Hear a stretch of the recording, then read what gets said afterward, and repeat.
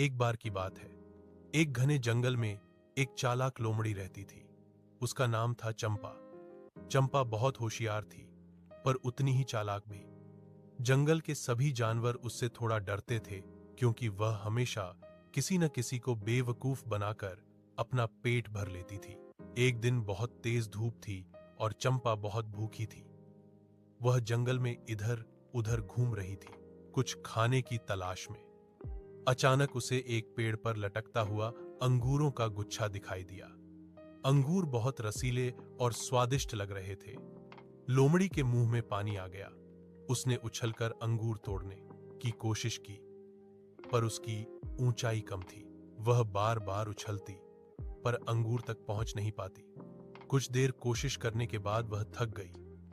उसने गुस्से में कहा, हूं, ये अंगूर तो खट्टे होंगे, मैं इन्हें क्यों खाऊं? और वह वहां से चली गई।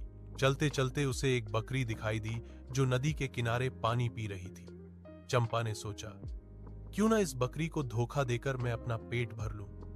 वह तुरंत बकरी के पास गई और बोली, बहन, तुम यहां क्यों खड़ी हो? जंगल में तो बहुत बड़ी आग लगी है। अगर तुम मेरे साथ इस कुएं में कूद जाओ तो हम दोनों बच जाएंगे। बकरी डर गई और बिना सोचे समझे कुएं में कूद गई। लोमड़ी भी उसके पीछे कूद गई। जब दोनों नीचे पहुंचे तो लोमड़ी बोली, अब मैं ऊपर चढ़कर मदद लाती हूं। उसने बकरी की पीठ पर चढ़कर कुएं से बाहर छलांग लगाई और भाग गई।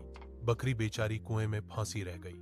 थोड़ी देर बाद जब बकरी को सच्चाई समझ में आई तो उसे बहुत पछतावा हुआ। उसने सोचा, कभी किसी की बात पर आंख मूंद कर भरोसा नहीं करना चाहिए। इधर लोमड़ी फिर से जंगल में घूमने लगी, अपनी चालाकी पर खुश होती हुई। ले